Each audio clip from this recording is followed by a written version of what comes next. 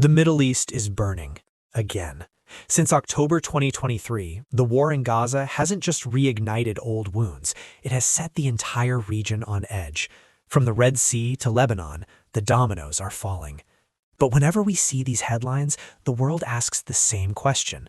Why? Why is this specific patch of earth so prone to violence? Most people have a simple answer. They say it's religion, or they say it's oil.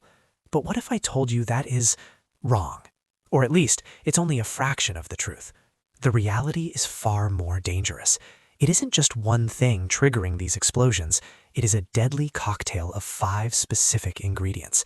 Some date back thousands of years, and some were manufactured in a boardroom in Washington or London just a few decades ago. In the next few minutes, we are going to dismantle the myth of Middle East exceptionalism. We are going to look past the lazy headlines about holy wars and uncover the mechanical, geopolitical engines that keep this region in a state of perpetual conflict.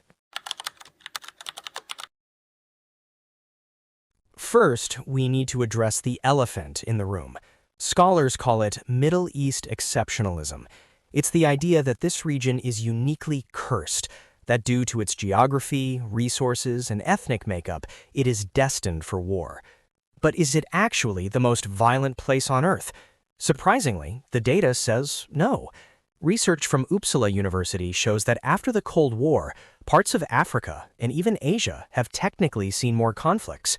So why does it feel like the Middle East is always at war? Because the wars here don't just stay here. They drag in the superpowers. They impact global energy prices. They dominate the news cycle. And at the heart of this attention is the first major fracture, the 1948 realization. Since the State of Israel was established in 1948, its very existence was rejected by the surrounding Arab states. We aren't just talking about diplomatic disagreements, we are talking about 9 large-scale wars. The core issue, the Israeli occupation and the lack of a Palestinian state, created a wound that refuses to heal. While some nations, like Egypt, Jordan, and recently the UAE and Bahrain, have normalized relations, the fundamental impasse remains. Israelis demand security. Palestinians demand a state. Until that equation is balanced, the region will always be one spark away from an explosion. But this is just the surface level. The real fuel for the fire comes from somewhere else entirely. If Israel is the lightning rod, then the rivalry between Iran and the United States is the thunder. It wasn't always this way. Iran used to be America's staunch ally, but history pivots on singular moments. In 1953, a coup orchestrated against Iran's elected leader sowed deep distrust. Then came the 1979 Islamic Revolution. The new regime didn't just overthrow the Shah. They declared America the Great Satan, seized the U.S. Embassy, and held 52 diplomats hostage for 444 days. That trauma defined everything that followed. For decades, this has played out as a massive proxy war. When the U.S. invaded Iraq, Iran backed the militias fighting them. Today, in Gaza, Yemen, and Lebanon, you see Iranian-backed groups like Hezbollah and the Houthis striking at U.S. and Israeli interests. It is a low-intensity conflict that covers the entire map, but Iran isn't dancing alone. To counter Iran, you have the Sunni powerhouse, Saudi Arabia. These 2 regional giants are locked in a struggle for dominance, pulling strings in Syria, Yemen, and Iraq, turning local civil wars into regional bloodbaths. And of course, you can't talk about America in the Middle East without talking about the one thing everyone assumes is the only reason for war.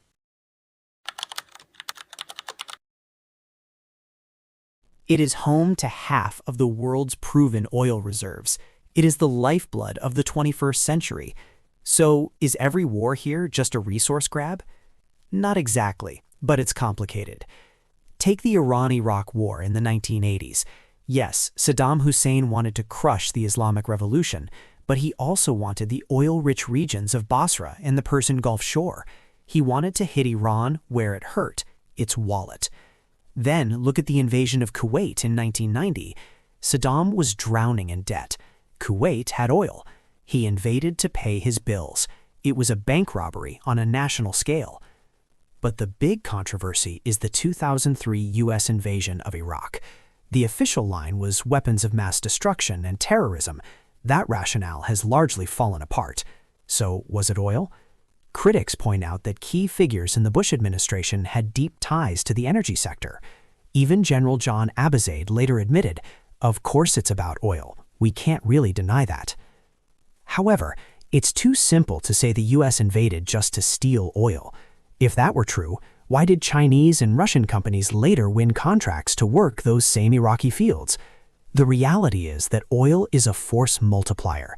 It might not always start the war, but it ensures that when a war starts, the stakes are high enough for the whole world to get involved. Now let's look inward. If foreign powers and oil are the external pressure, the internal structure of the Middle East is brittle. Many people blame the borders drawn by Britain and France after World War I, lines on a map that ignored ethnic realities. While that's part of the story, blaming a 100-year-old map is lazy. The deeper issue is the weaponization of identity. The divide between Sunni and Shia Islam is not just theological, it's political. In Iraq, Syria, and Lebanon, these identities determine who holds power and who gets oppressed. We saw this explode with ISIS, a group that rose from the vacuum of power in Syria and Iraq, feeding on Sunni grievances to recruit foot soldiers. When a government fails to provide basic dignity, like we saw before the Arab Spring in Tunisia, Libya, and Syria, people retreat to their tribes, their sects, and their religions for protection. The Arab Spring was supposed to bring freedom. Instead, due to poor governance and the refusal of old elites to step down, it cracked these nations open, inviting civil war. So, why does the Middle East keep exploding? It's not just one thing, it's a tragedy of layers. You have the foundational conflict of Israel and Palestine. You have the Cold War between Iran and Saudi Arabia, supercharged by American intervention. You have the resource curse of oil, making every conflict high stakes. And you have internal fractures of religion and bad governance that make societies fragile.